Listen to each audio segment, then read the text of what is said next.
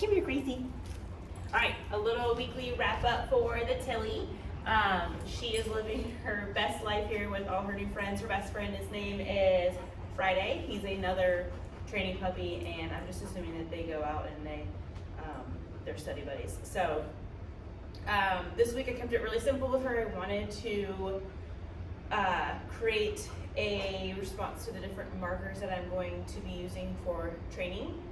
So it doesn't seem like that big of a deal, but it's something that I really like to spend a good amount of time focusing on in the beginning because it makes future training so much easier and clearer for the dog. So a marker is going to be a word that marks a moment in time that I either like or dislike something. So for her, that's going to either announce the arrival of a food, a reward, or possible pressure. So she has a couple of different markers that all have different meanings as far as what I'm looking for within behavior. So we have yes, good, okay, and no, which no is going to announce the arrival of pressure. Yes means that I like what she did. I want her to come take something from me. It's going to be a terminal marker, meaning she doesn't have to do any more of the behavior. She just has to come take food from me, and that marker is always going to announce the arrival of food. So right now I'm trying to really create a reflexive response to that word so that I can use it to shape new behaviors, to build engagement, and for her, because she's really very, very aware of random sounds. Like for instance, right outside this window there's a flagpole and it makes a lot of dings.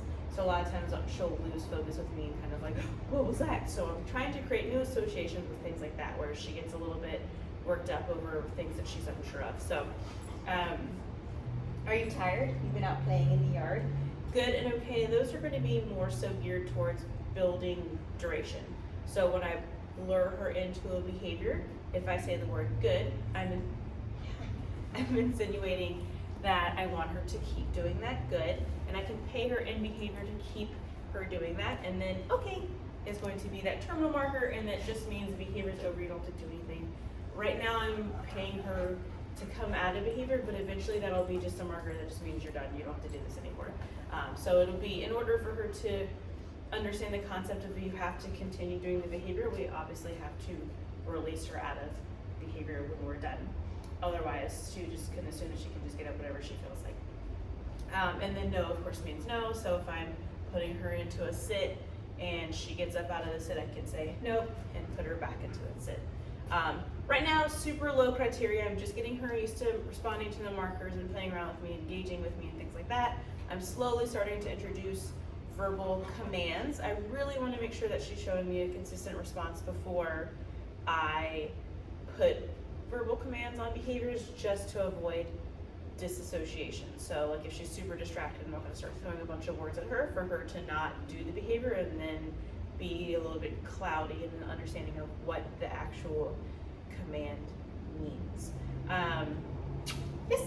So right now is really just about building lots of engagement. I'm rewarding her for checking in with me and paying attention to me. Yes.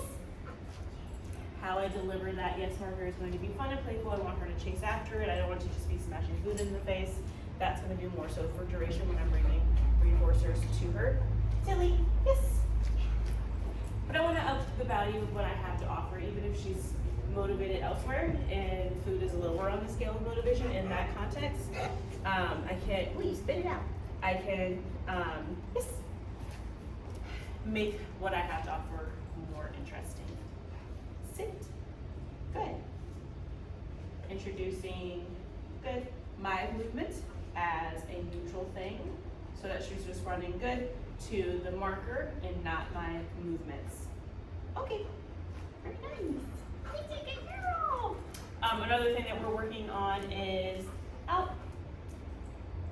Where did it go? You lost it.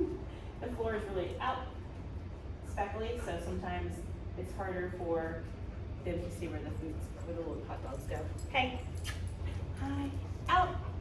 There you go. Your big googly eyes, didn't you see those treats go by? So the out is going to mean give me space. It's going to mean leave a resource alone eventually. Right now I'm just getting the muscle memory, creating the muscle memory of her moving out and away when she hears that word. Hi. Out. She's funny. Tilly. Yes. We're doing most of our training, 99% of the training here in the training room, just to have lower distraction type thing. So if we're out and about and the environment is extra interesting, that's gonna not really be fair to her to expect her to want to pay attention to me. So I'm trying to keep the motivation levels pretty low so that there's not a lot of competition for my attention. She's been playing this morning with Friday. I had to separate them to bring her in here to do this video, so she's ready for her nap.